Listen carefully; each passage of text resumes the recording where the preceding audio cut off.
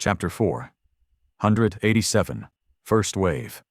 Sunny took a step forward and brandished the soul serpent, feeling the indomitable natures of Saint's grounded battle style permeate his bones.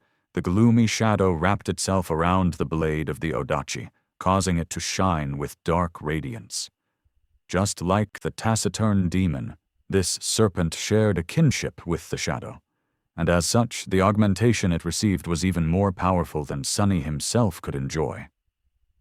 Even though the Odachi was only of the dormant rank, for now, this alone made it equal to an awakened blade in terms of sharpness, durability, and lethality. He activated the Living Stone and Feather of Truth enchantments of the onyx armor to make it light as a feather and able to heal the damage it was bound to receive. Then, Sunny summoned the Blood Blossom charm and willed the armor to integrate it, activating the Underworld Armament enchantment. This way, the enhancing effect the Crimson Flower had on his memories and shadows was going to be inherited by the mantle itself, and then strengthened even further. He had not told the other Awakened to make the nightmare creatures bleed just to seem cool. He literally needed there to be as much blood flowing to the pavement as possible, so that his armor and sword became as powerful as possible. The gate was open now, revealing a dark rift in the fabric of reality, as wide as the street itself and as tall as the buildings. It seemed to devour all light around it, and call to him, call for him to enter. Sunny wasn't too preoccupied with the gate itself, though. His gaze was locked on the unclear silhouettes moving through the darkness. Soon, the first nightmare creature burst into the daylight, leaving cracks on the asphalt with its black claws. Good. Had he not wanted to accumulate shadow fragments? Had he not wanted to raise the counter of the Prince of the Underworld enchantment? Well, he should have been careful about what he wished for. There were going to be hundreds of abominations coming through the rift today to satiate his wish. The second category. Gates were the most frequent to appear in the waking world. As such, everyone was familiar with how they functioned. The first few waves of advancing nightmare creatures were not going to be too terrible, at least for a fighter of Sunny's caliber. They would be comprised mostly of dormant creatures, with some awakened abominations mixed in. Their classes and numbers, too, would be comparatively low.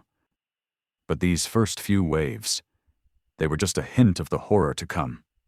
Pretty soon, every nightmare creature coming from the gate was going to be of the awakened rank, with more and more fallen ones appearing as well. Their classes were going to rise until there were as many demons as there were monsters and beasts around.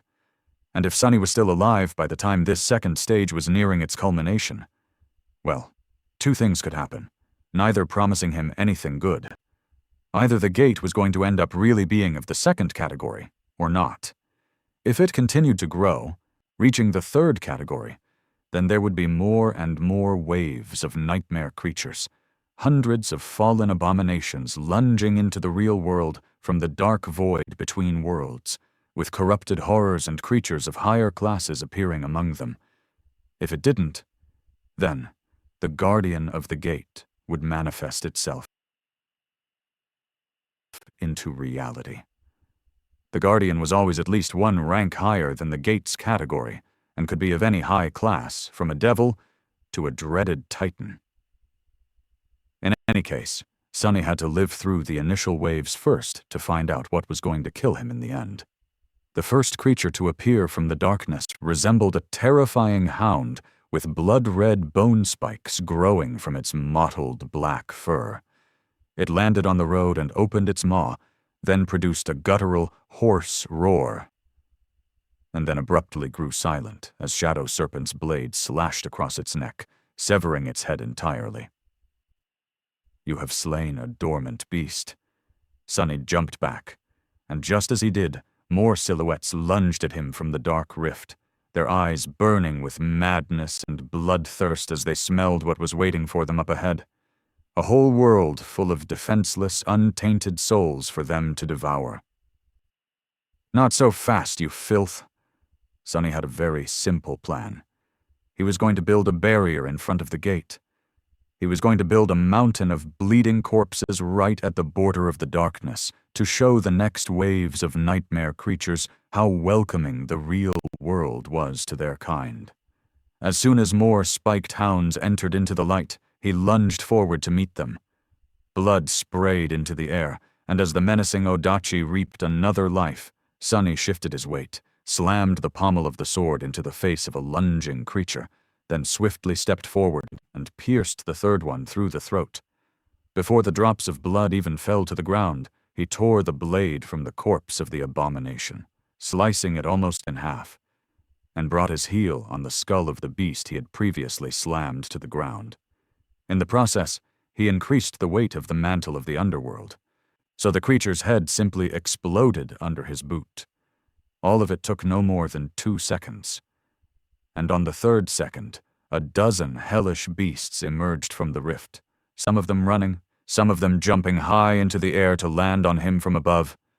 Behind them, a macabre wall of flesh, claws, and fangs was spilling out of the darkness like a rabid tide. Sunny growled, feeling the enchantment of the blood blossom activate and fill his sword with an unquenchable bloodlust.